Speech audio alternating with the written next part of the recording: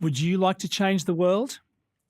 Jesus wants us all to become world-changing disciples who make other disciples and plant churches.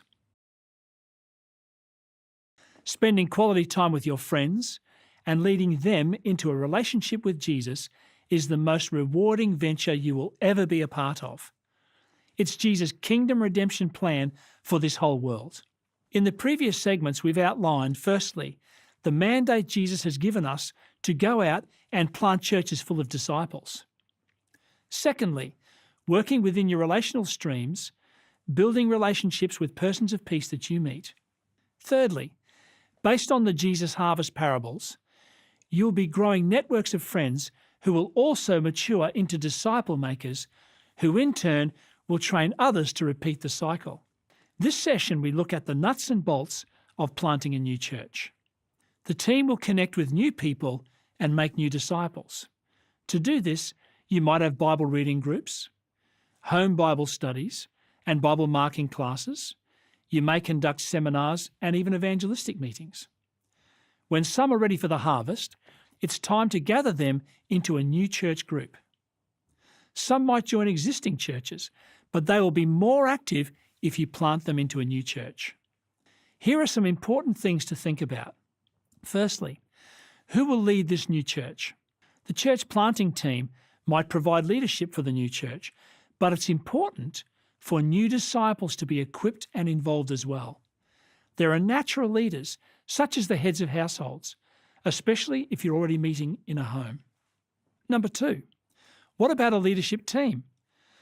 Involve the new disciples in prayer and conversation to select those who will provide leadership, provide simple job descriptions, and outline the processes for decision making.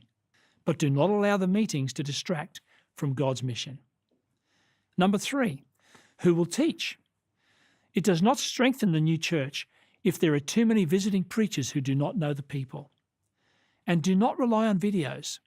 Every new church plant can have worship services using the Bible reading approach as well as sermon thoughts. Number 4, where will the new church meet? New Testament churches met in the houses of new believers.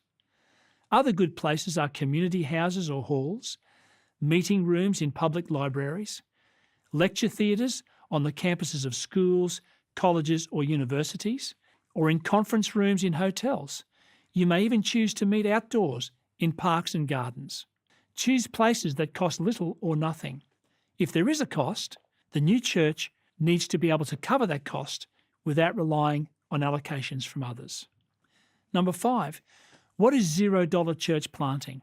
With a team of dedicated disciples, it costs little or no money to start Bible reading groups, conduct home Bible studies or readings, or to launch a branch Sabbath school. And when it is time to gather as a new church, the key is to use a venue that costs you little or nothing.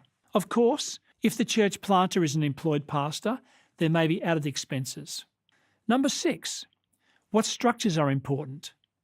It is important to have a simple structure for decision-making and also review to ensure that the church plant is faithful to God's purpose and mission. Talk with your pastor and leaders to get guidance on simple structures and processes. Some of these will include, will this church relate directly to a mission, a conference, or through a parent church? The pastor. Who will be the coach or mentor? Will this be the district pastor? Finances. How will tithes and offerings be collected, recorded, and dispersed? Also, what moral, legal, and ethical responsibilities need to be met for working with children, providing safe places for vulnerable people, and also liability insurance for gatherings and activities. Here is a simple but effective resource that can be very helpful as a tool for training disciples. The World Changer Bible Kit comes with a disciple-making insert, a complete set of 28 doctrinal bookmark study guides, plus another 21 study guides on topics that will help you to train and equip other disciples. So accept Jesus' invitation to change the world. When he said, "Follow me and I'll make you fishers of men," he was talking to people just like you. God bless.